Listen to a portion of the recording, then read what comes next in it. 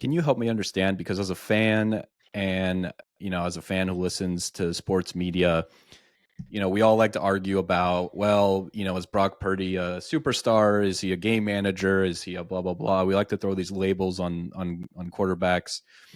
From your experience, you talk about Big Ben and how great he was at playing that position.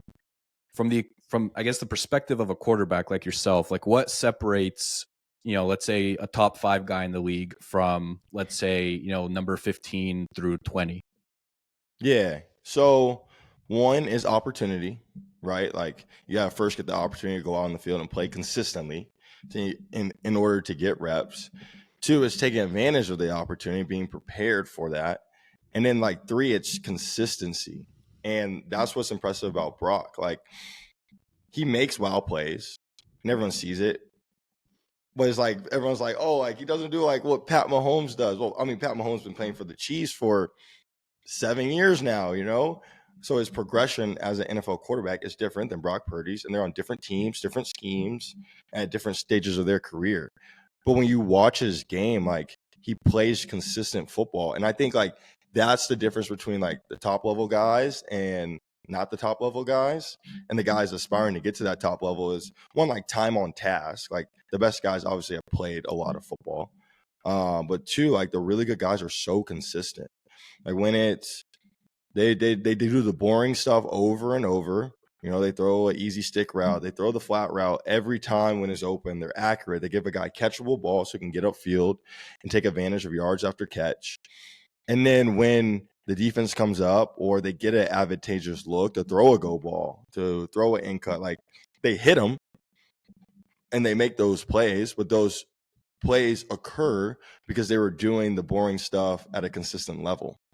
And I'm not saying Brock Purdy's a boring player when I say this. I'm saying he's a very consistent player and he's a very accurate, consistent quarterback. And that's what makes guys really good in the NFL. Like the defense is really good.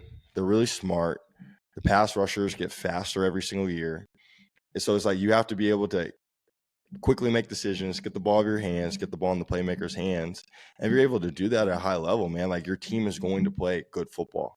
They're going to play really good football. And you accompany that with a really good defense and some stud playmakers around you. Like you're always going to give your team a chance to win. And then from there, like you have to go out and make that play in those final minutes to win the game, which he has done and which the top guys do at a consistent level. But to be in those positions, you got to play really good, consistent football for 95% of the game. You talk about opportunity as being one factor that separates the best from, let's say, the average. You were on 7 different teams by the age of 28, and I'm sure that is not the NFL career that you had envisioned for yourself. So I'm curious how you managed that and what were some of the things going on in your mind and how you came out of that and had a really amazing 2023 year. Yeah, like I positioned myself to be on those teams because I was seeking an opportunity to play, quite frankly. Like I was in Pittsburgh for 2.5 years, never got an opportunity to play. Got traded to Jacksonville, never had an opportunity to play. Went back to Pittsburgh, never had an opportunity to play. And that's not like, I think like people like look at that and they're like, oh, like you didn't like you're not like good at football per se. But no, it's not that. Like there's only 32 jobs in the world as starting NFL quarterback. And there obviously there's around 100 NFL quarterbacks each year, but they draft people every year. Like there's hundreds of people vying for those 32 positions. And so it's hard to get into that if you're not drafted into a position where like, hey, like you're starting day one and we're riding with you. So for me, like once I got through my 5 years in Pittsburgh, it was like, hey, like how can I position myself to get the opportunity to play and then go from there? Like I knew it was going to be unconventional. I knew it wasn't going to look like a normal career in the NFL. And I was okay with that. Like I came to terms with it. But at the end of the day, I just want an opportunity to go out there and play. Like that's what you work for every single day.